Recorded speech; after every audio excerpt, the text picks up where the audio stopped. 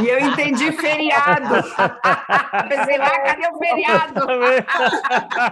Feriado! A velha da praça delícia. entrou. Eu já adorei, já. Adoro feriado. Bom dia, gente. O que acontece? Bom dia. Eu achei Bom aquele dia. vídeo da Ana Banana, o vídeo não, a live da Ana Banana, foi uma aula, né? E eu não sei o que ela quis dizer exatamente, porque uma coisa é o que você ouve, outra coisa é o que a pessoa fala. São coisas sempre diferentes, tá? Mas o fato que eu acho ela tão genial, acho que todo mundo aqui, de um modo geral, pensa da mesma forma. Eu acho ela uma pessoa tão genial que a fala dela, da aula, a aula que ela deu, me provocou várias reflexões.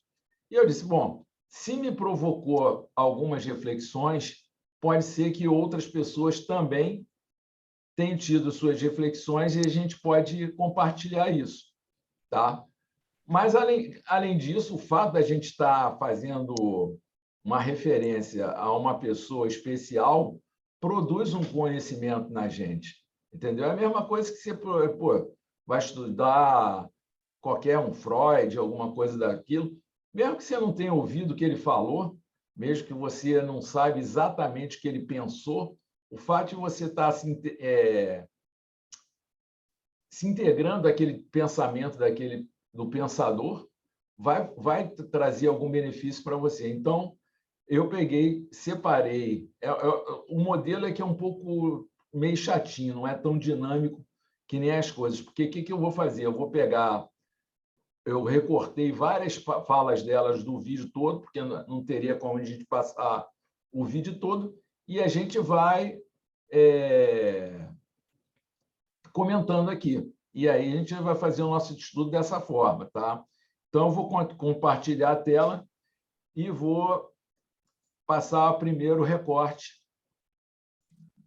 E espera aí que eu acho que eu vou ter que abrir aqui primeiro.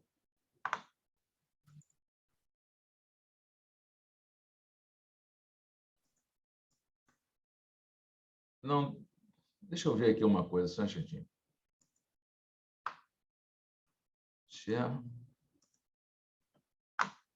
Vou ver se vai abrir o vídeo para vocês.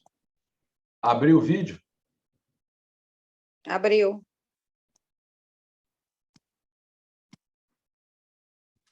Abriu a tela do seu computador. A tela, o vídeo não. O vídeo não, Ah, só apareceu a pasta, tela. né? Sim. Só apareceu a pasta. Então, eu acho que eu vou ter que abrir cada um dos vídeos na pasta e compartilhar. Vai ser um saco isso, né?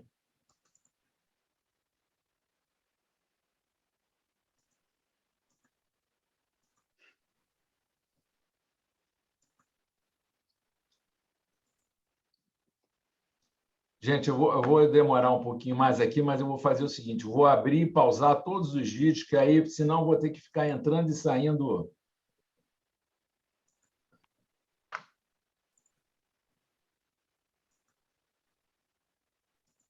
E também não vai dar certo, porque só abre um vídeo de cada vez, então vai ter que ser assim mesmo. Vamos lá.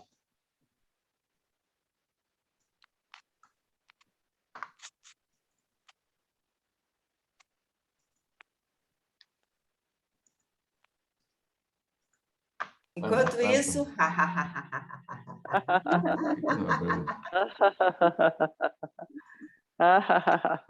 à espera de um milagre.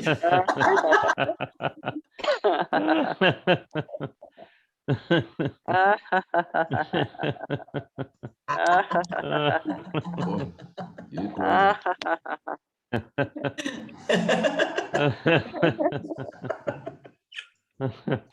Os 12 minutos foi pouco. Vamos lá? Agora apareceu... Apareceu.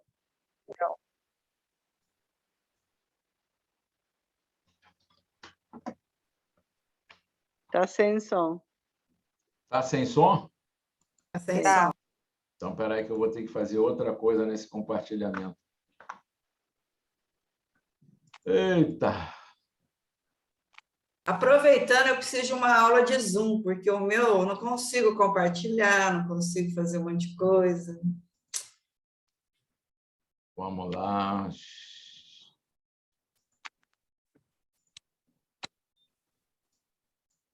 É sobre a construção de uma Agora. sessão de yoga do riso. Mas eu gosto de intercalar, né, com um pouco de gargalhada. Portanto, Esse é um ponto que já me chamou a atenção. O que acontece? Se você, de um modo geral, quando a gente vai fazer uma explanação, seja uma aula, seja uma palestra, qualquer coisa sobre o yoga do riso, se a pessoa já não é uma pessoa com bastante prática, você tende a não rir. Só que esse rir a gente até faz aqui, mas de uma maneira que eu ainda não acho a melhor forma, porque não é uma forma, como é que se diz, dinâmica. A gente dá uma bloqueada e... Funciona, talvez até funcione, mas o ideal seria que... Aqui não vai dar para ver, mas durante o vídeo, se você ver o vídeo o tempo inteiro, vai ver que vocês vão perceber que ela introduz a gargalhada muito naturalmente. E o Sandro também, eu acho que faz isso com muita habilidade. Então, é só para chamar atenção sobre isso. Quando a gente for desenvolver palestras, aulas, a gente tem que encontrar meios de inserir o riso para que a gente possa se esvaziar um pouco a mente, dar uma descansada, mas que não seja aquela coisa meio forçada, porque, embora o riso simulado tenha seus efeitos, ele, às vezes, fica uma coisa pouco cansativa. Tá? agora quero que todo mundo abane braços e faça uma coisa que se chama shaking. Shaking, faça assim.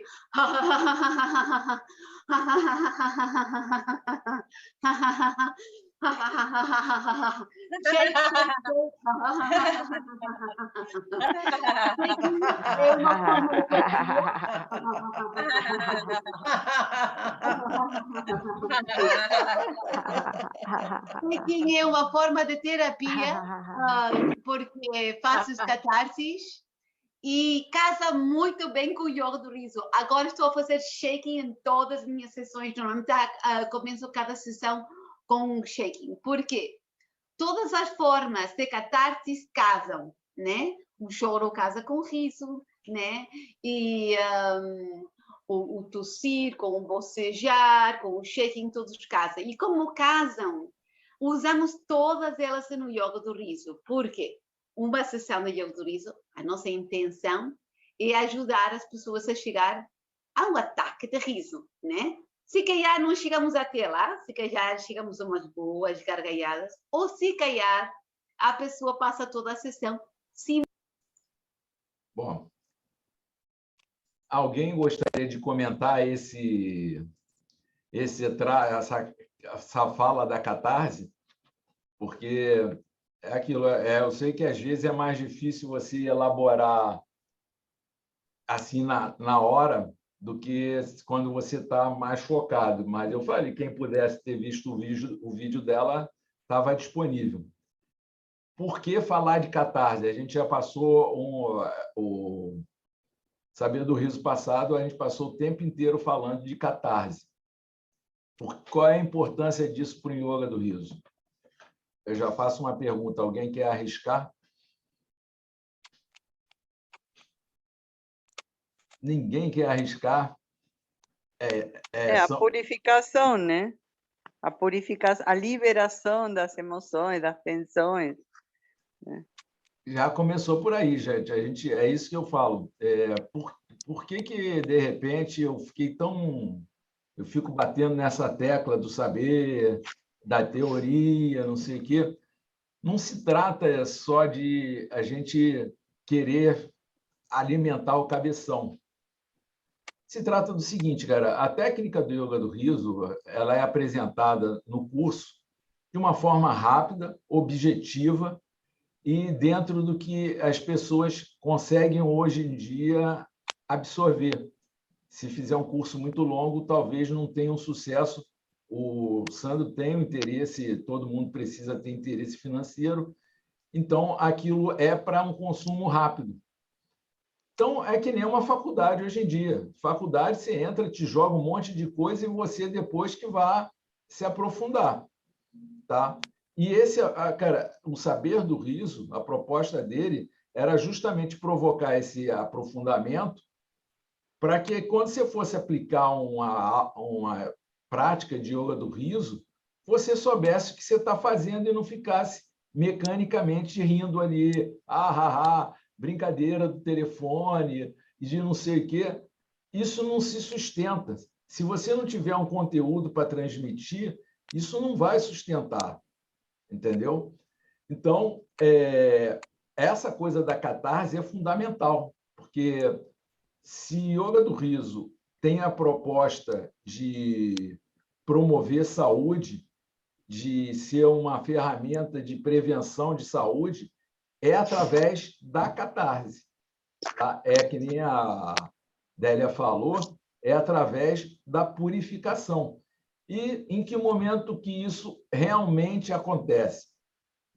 Vocês já têm possibilidade de responder isso. Quando é que isso acontece? A Adélia não quer, a Adélia sabe, eu tenho certeza que ela sabe.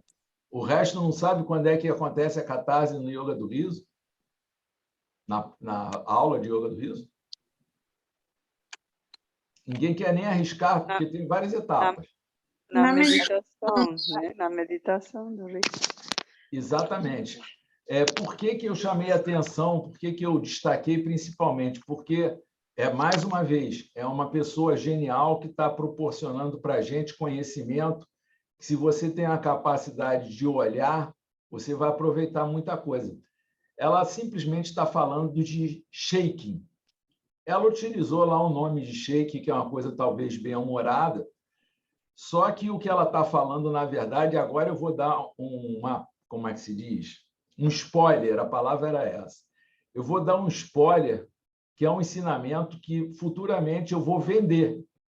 Quem está aqui e quem assistiu o vídeo vai poder aproveitar isso se quiser, se a prática dele for principalmente ligada à risoterapia. Tá?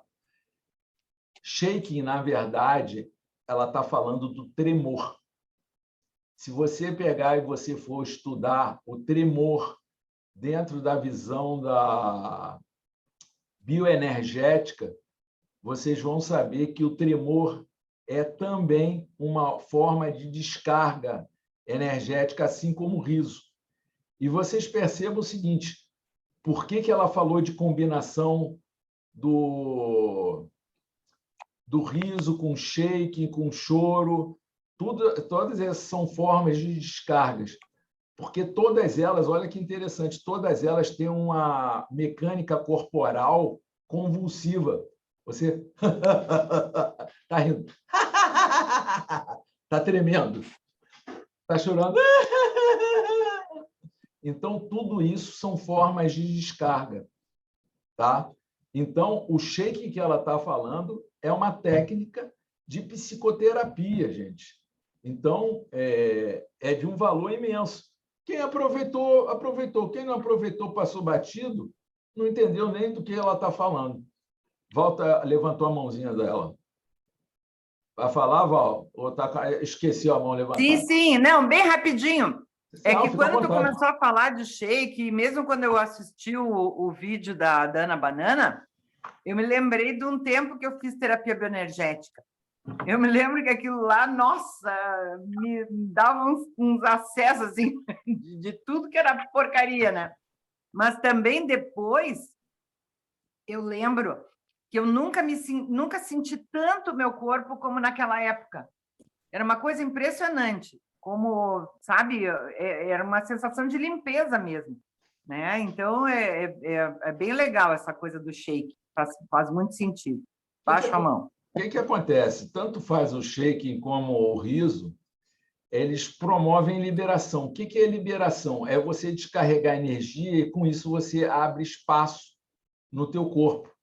E o que aconteceu com a Val é o seguinte, às vezes a gente está tão tenso que a gente deixa de sentir várias coisas. Tá? E à medida que você abre espaço, que você libera energia, você volta a ter a possibilidade de sentir. Se você para e relaxa, faz um relaxamento além, porque tanto faz no yoga do riso como na bioenergética, após a catarse sempre tem um relaxamento. E hoje em dia a gente também sabe que tem o relaxamento, tem a parte que no yoga do riso a gente chama par mundial, que é uma coisa que ela fala também, eu vou comentar, acredito aqui, que ela projeta para os outros. Ela fala que é uma coisa que se faz para os outros, que é uma forma de você se conectar com a totalidade e, por último, um aterramento para você poder voltar para a realidade, para você não sair viajandão por aí, porque senão você fica sujeito a uma interferência negativa. Porque você está aberto, você está livre, está ali conectado com todo, mas muito aberto. Se você não aterra, você corre risco. Tá? Isso são processos que eles deveriam ser cumpridos. Eu sempre chamo a atenção disso. Não é muito bom a gente fazer meditação do riso e depois sair fazendo as coisas. Você não integrou psiquicamente, não relaxou, a coisa foi um processo cortado pela metade. Mas já falei demais. Alguém que gostaria de falar mais alguma coisa sobre catarse? Porque eu já vou partir para outra. Não? Então, vamos nós.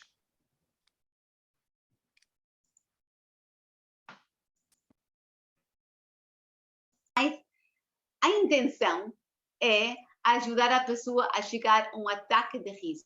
E quando se faz em companhia, é mais fácil que fazer de forma individual. A intenção é ajudar a pessoa a chegar a um ataque de riso.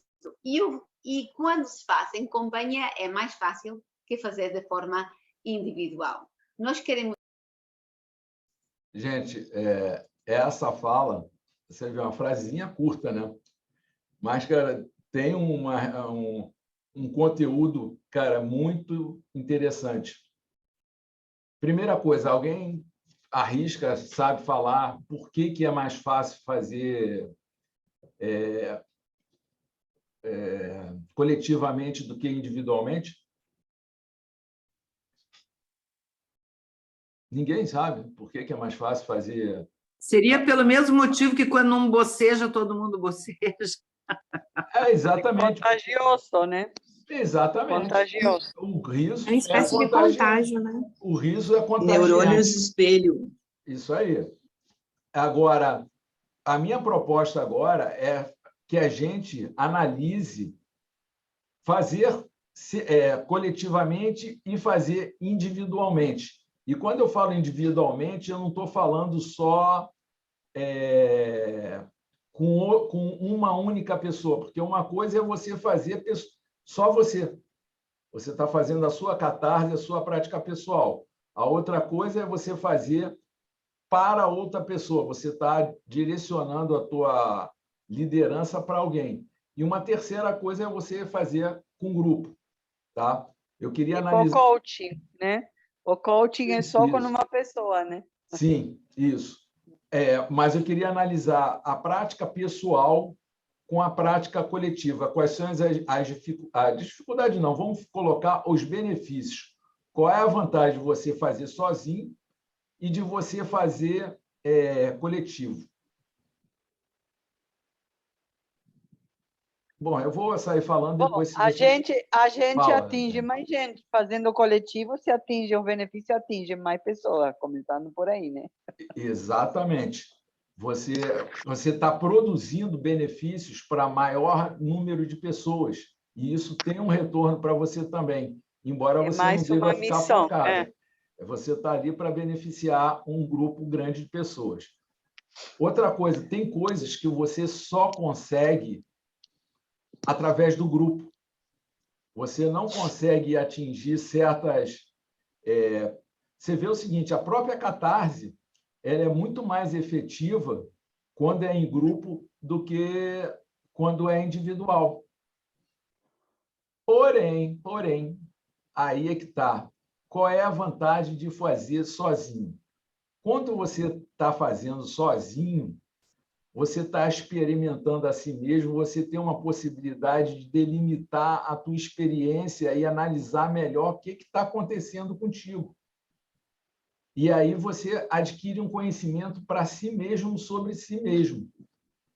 Quando você tem uma outra experiência com um grupo, você já não tem esse controle, porque você vai sofrer influências diversas, você também vai, como é que se diz, ter experiências aprendizadas sobre si mesmo, mas perante o coletivo, e não sozinho. Então, você precisa das duas experiências.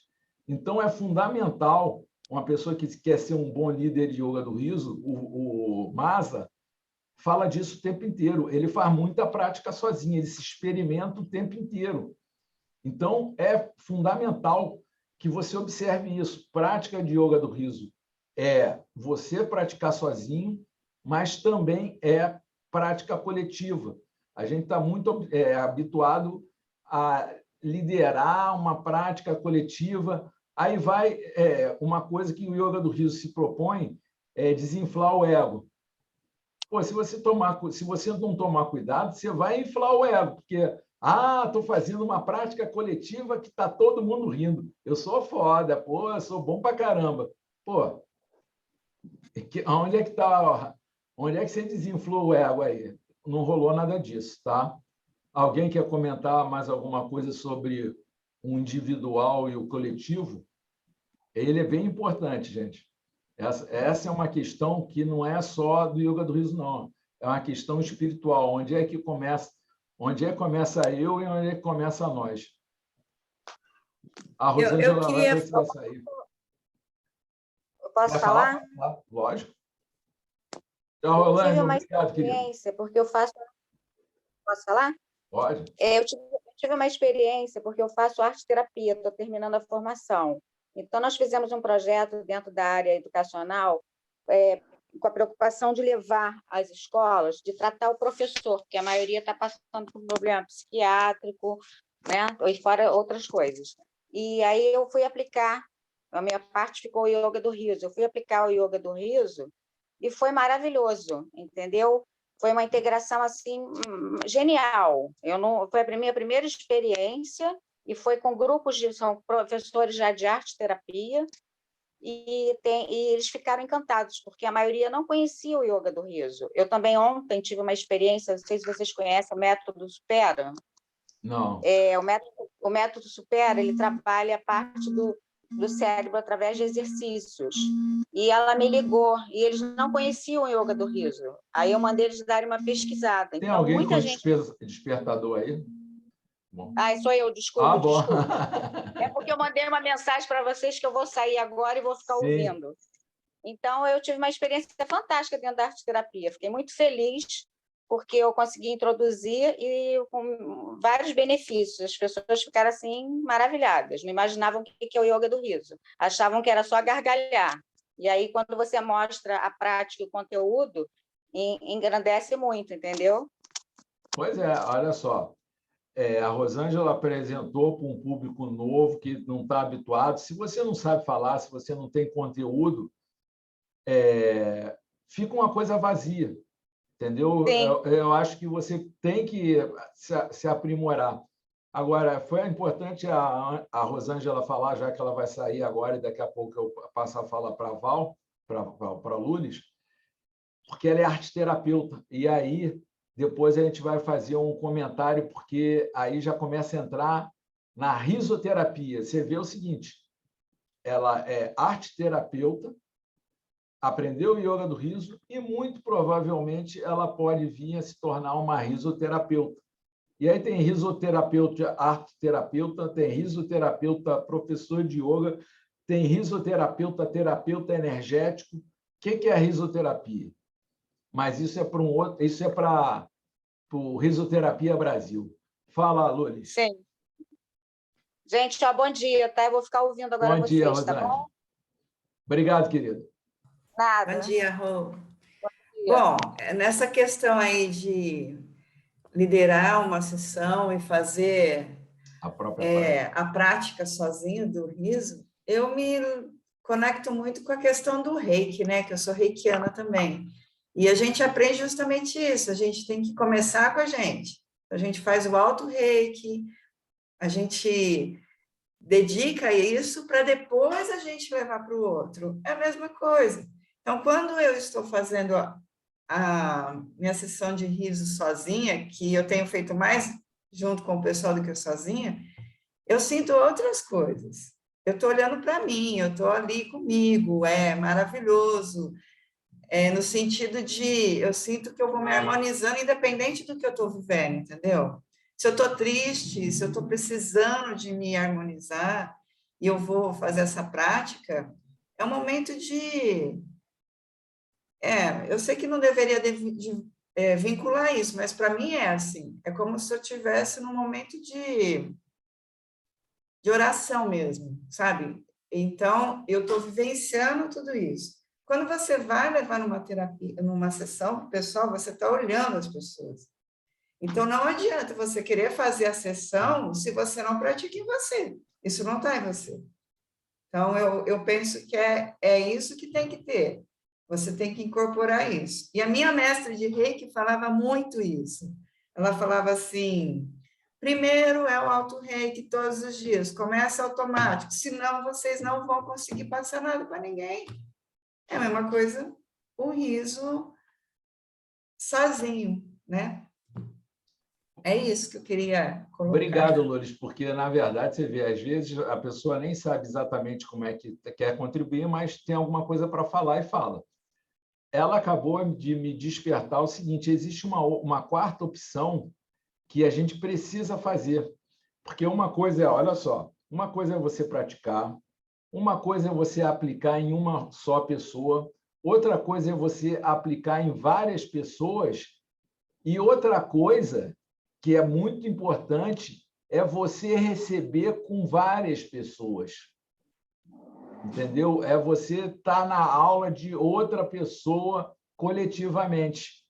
Porque é diferente, completamente diferente, você aplicar e você receber. Pode falar, Luz.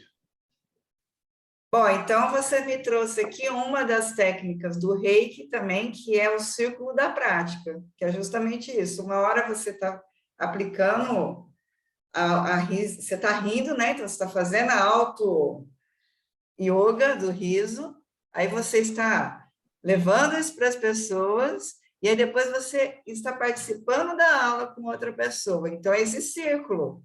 Então, você tem que estar sempre aberto para navegar em todos esses espaços, entendeu? É isso que é a vivência, no meu sentir e no meu cabeção. Alguém fala, vai lá, Karina. E tem também a questão da produção de ocitocina, né? Que a princípio se produz quando o riso é em grupo.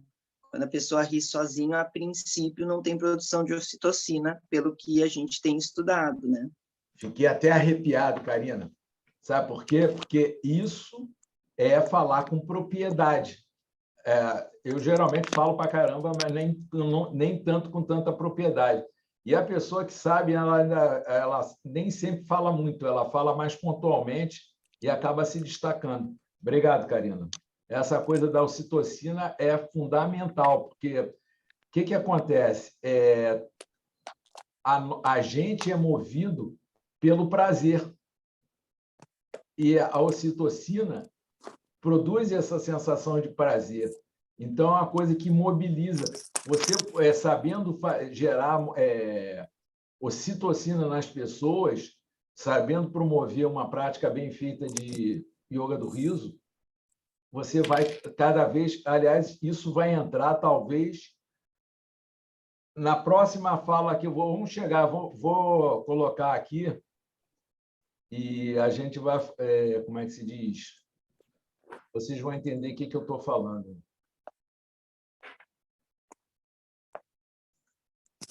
Tam, tam, tam, tam. não só uma vez conosco, muitas vezes. Por isso, agora estou a pedir a todo mundo para começar a fazer coaching, porque não é fácil congregar um grupo de pessoas todas as semanas, ou uma vez por mês, as mesmas pessoas. Mas Vou até repetir. não só uma vez conosco, muitas vezes. Por isso, agora estou a pedir a todo mundo para começar a fazer coaching, porque não é fácil congregar um grupo de pessoas todas as semanas, ou uma vez por mês, as mesmas pessoas. Mas Gente, alguém tem uma suspeita por que eu destaquei essa fala? Cara, talvez para mim essa talvez seja a fala mais importante de todas as que eu destaquei para todos nós aqui. Eu acredito que todos nós gostaríamos que Yoga do Riso fosse um sucesso, que fosse uma coisa estrondosa, assim, que o mundo se espalhasse em riso, tá?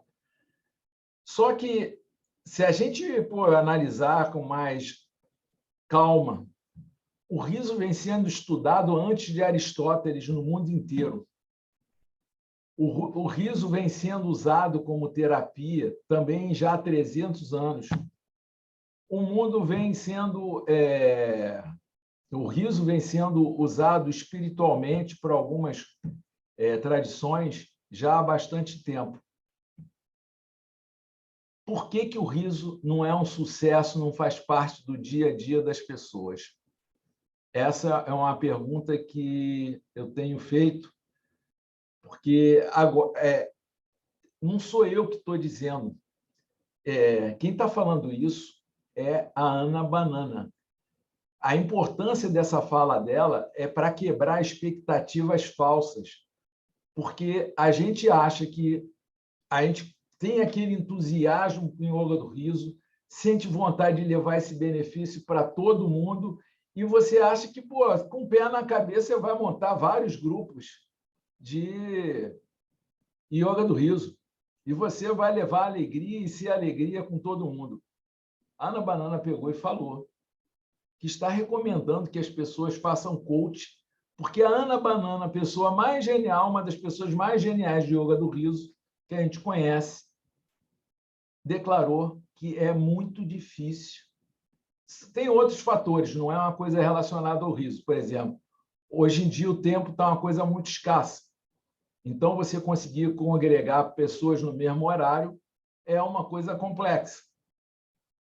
Mas tem alguma coisa com riso também que eu não consigo ainda identificar, que faz com que isso não seja uma coisa, como é que se diz, popular. Tá? Você nota o seguinte, hoje em dia está cheio de influencer, sei lá o que isso significa. Mas tem gente fazendo sucesso, aparecendo na mídia, enriquecendo, e o diabo a quatro com as coisas mais banais, com as coisas mais idiotas do mundo. E o riso, que é uma coisa que é para trazer felicidade para a humanidade, cara, já diz o Buda que a vida é sofrimento, que ele diz duas coisas, que é uma coisa comum para toda a humanidade. Todo mundo quer fugir do sofrimento e todo mundo busca a felicidade. O riso é a ferramenta da felicidade e a gente não usa. Tá? A Karina levantou a mão. Vai lá, Karina. Então, vamos começar a retomar aquela história que quando passa para um, passar para outro, a gente dá uma risadinha.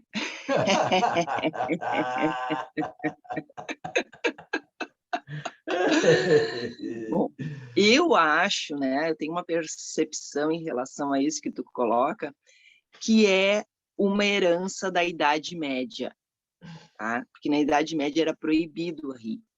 E até hoje tem a história de que trabalho tem que ser sério, estudo tem que ser sério, quem brinca no trabalho não está levando a sério o trabalho, ou não está levando a sério a escola. Então, eu acho que existe um preconceito em relação ao riso em função disso. E acho que isso está equivocado e que nós estamos nesse momento de transição planetária para mudar isso. Porque quando a gente ri, a gente brinca, a gente leva na brincadeira, a gente é mais criativo. Então, o trabalho funciona melhor, o estudo funciona melhor. Então, uma visão de mundo que muita gente na humanidade tem, que o riso é quando tu não está levando a sério uma coisa, e isso precisa ser desfeito, desmontado, porque não é por aí, né? A gente pode levar uma coisa muito a sério rindo. Agora é a Adélia. Não, agora quando a Karina falou, me lembrei que muitos e muitos anos atrás, olha essa tradição, ela disse da Idade Média, né? Perdura. Eu dava aula de espanhol para estrangeiros, que essa foi minha profissão original, né? Professora de espanhol. Aí uma menina, uma jovem era, da Suíça, me disse: eu adoro morar aqui na Argentina. Eu estava na Argentina naquela época, porque lá na Suíça não pode rir na rua. Não, não pode, estou te falando, deixem ver, uns 30 anos atrás. Aí não pode rir, não pode dar. Tinha outras alemães que me falavam que adoravam, porque lá podia se dar um beijo na bochecha, né? Se cumprimentar com um beijo. Na Alemanha não podia, por exemplo, né? Então, imaginem até que ponto a coisa vai, né? E esse preconceito está muito forte, só isso. A fala da Karina me estimulou, porque, na verdade, a gente já vem estudando isso, a questão de como o riso foi demonizado ao longo da história, não só demonizado, como manipulado. E essa própria situação que a gente está vivenciando com a história do afterlife está muito em voga hoje em dia, está muito discutido a questão da ética do humor, principalmente do stand-up comedy, da comédia, como é que se diz, midiática. Tá? Só que, na minha opinião, eu estava pensando, é uma coisa que a gente não tem controle, e o riso é apenas parte disso. Porque, se você analisar bem, outras atividades, outras coisas da natureza humana também estão passando pelo mesmo processo do riso. O brincar, por exemplo, também está passando pela mesma coisa. Cada vez se brinca menos, cada vez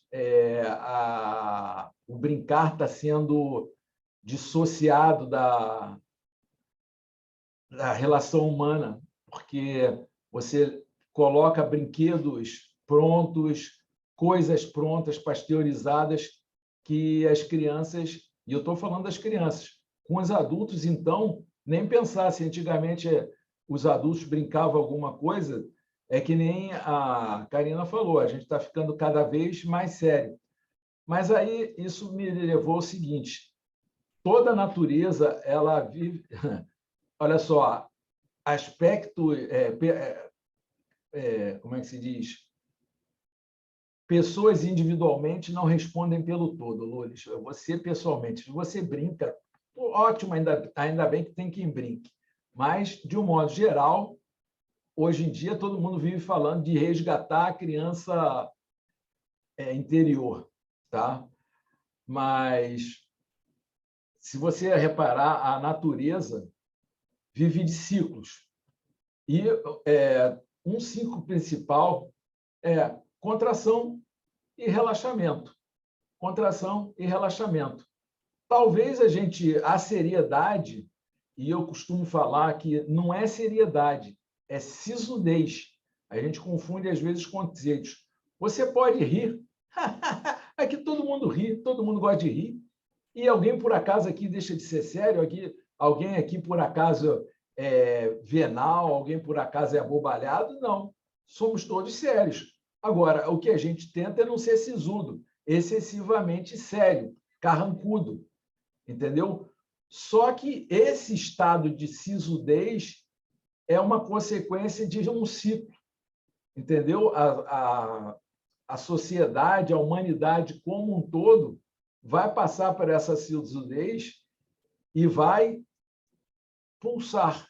Então, Só que você tem a tua vida num ciclo muito menor do que o da sociedade. Então, se você quiser sobreviver e sobreviver bem, você tem que se contrapor a tendências, porque senão você vai viver uma vida meio que bovina. Embora eu não possa falar de vida bovina porque eu não sou boi, tá? A gente pode falar da nossa vida e muito mal, mas o fato é que o estresse de você se contrapor a uma tendência coletiva, uma tendência planetária, faz com que você tenha maior capacidade de resiliência. Então, o nosso exercício é esse. Embora a sociedade toda esteja ficando sisuda, nós devemos fazer um esforço, criar um estresse que vai produzir um eu-estresse e rir.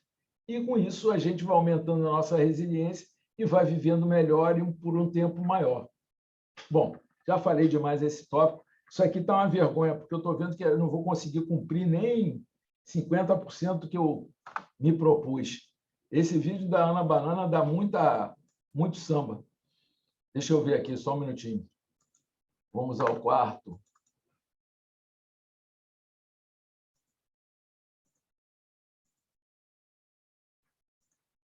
Espera aí que não foi.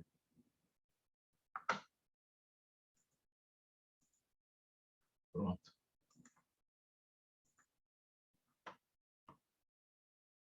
Saibam como fazer isto.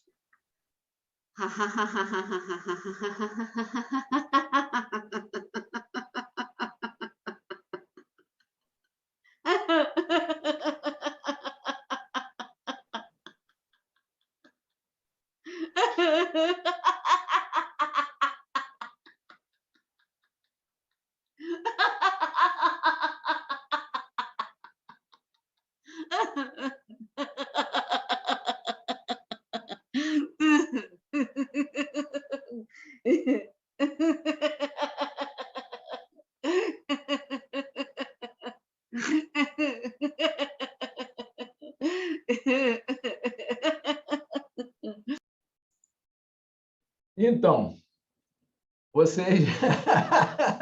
A Luiz está rindo. Por que eu separei isso? Porque o cara botou a Ana Banana rindo na parada. Qual é a compreensão que você tem da importância disso aí? Vamos ver se alguém chuta alguma coisa. Para vocês, o que foi aquilo? O que é aquilo? Que diacho que essa mulher estava falando? Ela falou que era importante até você aprender a fazer isso.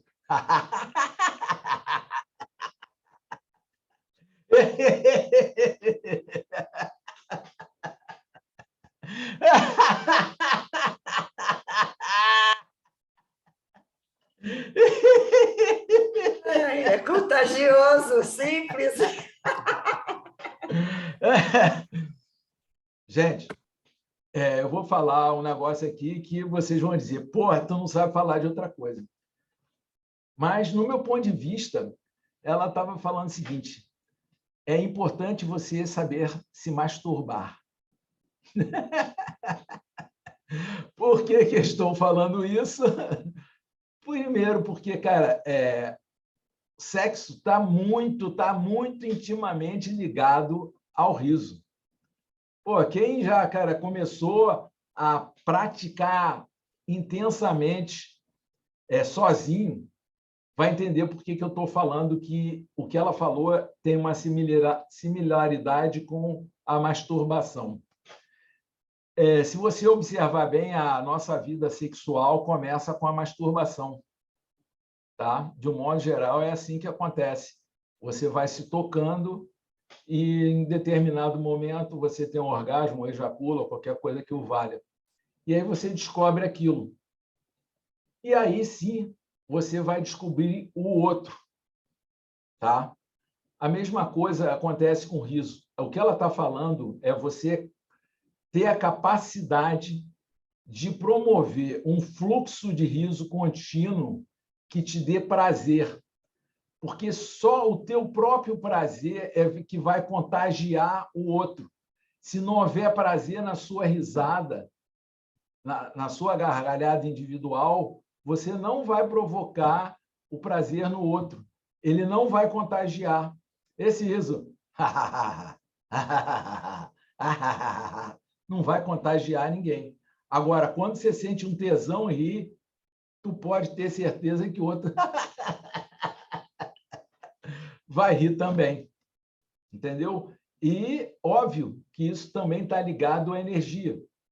Então, por isso, cara, o pessoal fala, pessoa idosa não transa e pessoa idosa não ri. Não é que eles não queiram, mas boa notícia para essa história para nós idosos. Estou falando aqui um time, eu, Délia e... Tu também, Lourdes. Pô, sai dessa que tu é avó. Existem formas diferentes de sexualidade e formas diferentes de riso, que também promovem prazer. Eu botei um vídeo lá sobre sexualidade, talvez a maioria não tenha nem visto. Deveria ver, porque está totalmente relacionado ao riso. Basta você conseguir abrir teu espectro de percepção.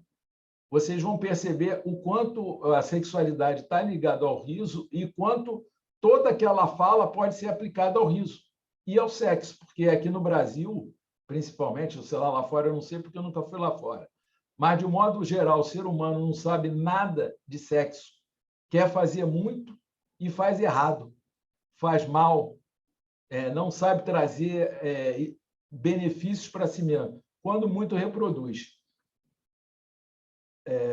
Vamos embora ao próximo. Alguém quer comentar alguma coisa sobre o fluxo contínuo de riso masturbatório? Não? Então vamos nós. Só uma coisinha. Diga. Nessa parte, ela falou da questão da catarse, né?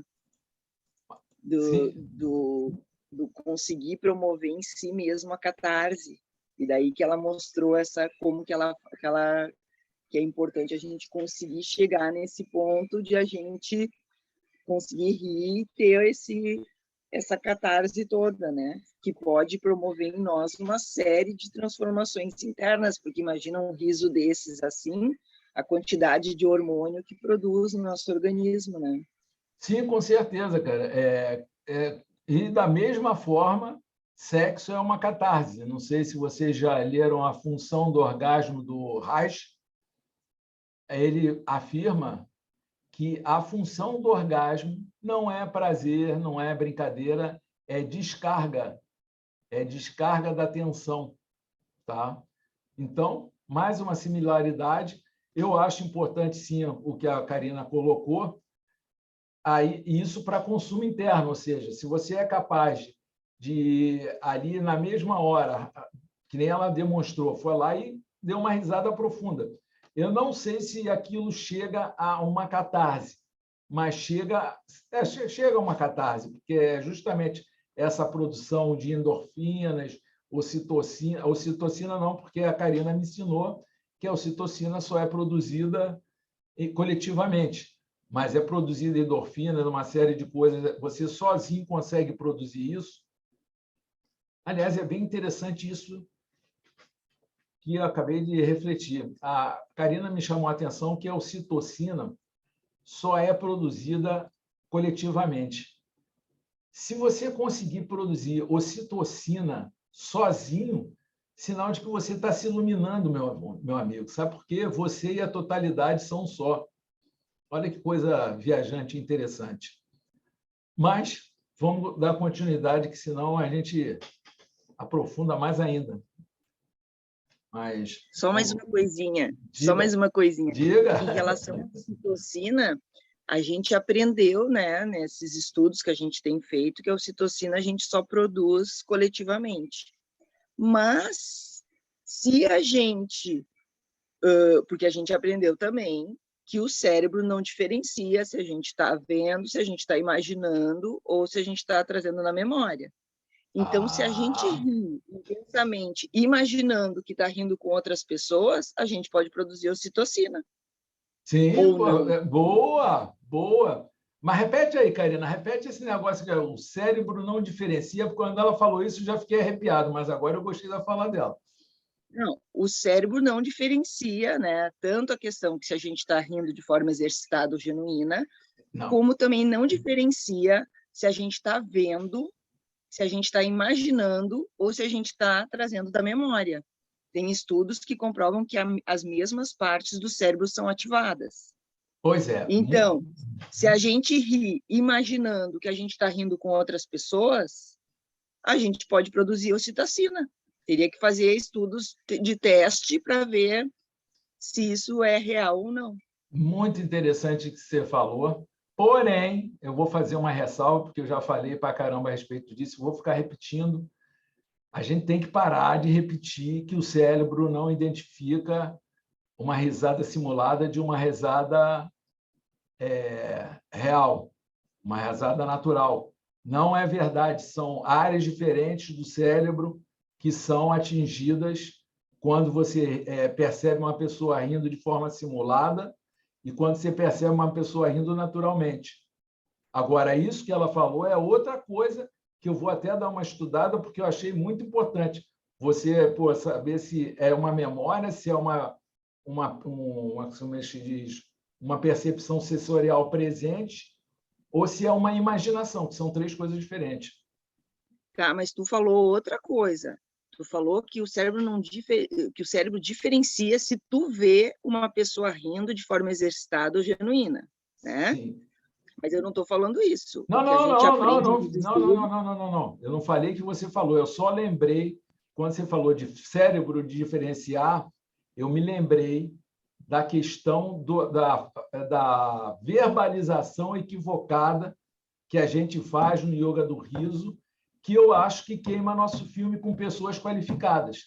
Se você pegar um neurocientista e afirmar que o cérebro não identifica o riso simulado do riso natural, ele vai dizer, você não sabe o que você está falando. Então, nós temos que estudar eu quero agregar uma coisa. Marcelo Rutzen, uma vez que ele estuda... A minha mão já está cansando. Desculpa. Ele falou de que a diferença é leve do reconhecimento do cérebro de se é simulado ou é espontâneo, mas que tinha uma pequena diferença, não sei se vocês lembram. Eu acho que foi naquela palestra da Eu Semana lembro do de ter ouvido o Marcelo falar isso, eu lembro. Isso, e é o que eu digo, cada vez que eu falo, eu explico isso. Mas, isso mesmo. Olha só, mas o que eu quero falar é outra coisa. Eu levantei a mão por outra coisa, por causa da ocitocina. Posso falar agora ou espero? Isso também. Queria saber se no parto se produzia, era a minha pergunta. Então, não é que no parto se produz, né? É o contrário, é a produção da ocitocina que produz o parto.